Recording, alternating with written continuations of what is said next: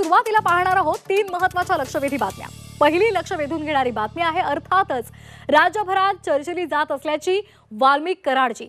मकोका लावल्यानंतर वाल्मिक कराडला आज केस कोर्टासमोर हजर केलं जाणार आहे।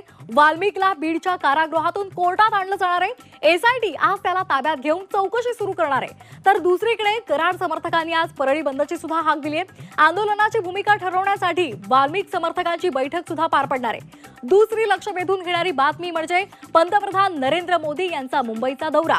पंतप्रधान नरेंद्र मोदी आज मुंबईच्या दौऱ्यावर येणार आहेत आणि पंतप्रधानांच्या हस्ते युद्धनौका आणि पाणबुडीचं राष्ट्रार्पण केलं जाणार आहे। तसंच खारघरमध्ये इस्कॉन मंदिराचं उद्घाटन सुद्धा ते करतील। तर महायुतीच्या आमदारांची पंतप्रधान नरेंद्र मोदी यांच्यासोबत बैठक होणार आहे, भेट होणार आहे। तिसरी लक्ष वेधून घेणारी बातमी म्हणजे अजित पवारांच्या नाराजीची। राष्ट्रवादीच्या 2 मंत्र्यांच्या निर्णयाला मुख्यमंत्र्यांनी स्थगिती दिल्यामुळे अजित पवार नाराज आहेत अशी माहिती सध्या सूत्रांकडून मिळते।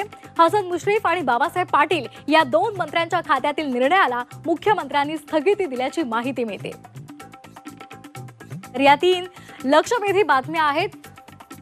आज वाल्मिक कराड याला केस कोर्टामध्ये हजर केलं जाणार आहे। तसंच त्याच्या समर्थकांनी परळी बंदची सुद्धा हाक दिली आहे। तर दुसरीकडे आज पंतप्रधान नरेंद्र मोदी मुंबईच्या दौऱ्यावर येत आहेत। आज पाणबुड्या आणि त्याचबरोबर युद्धनौकांचं त्यांच्याकडून लोकार्पण होणार आहे। तसंच महायुतीच्या आमदारांसोबत सुद्धा ते बैठक घेणार आहेत।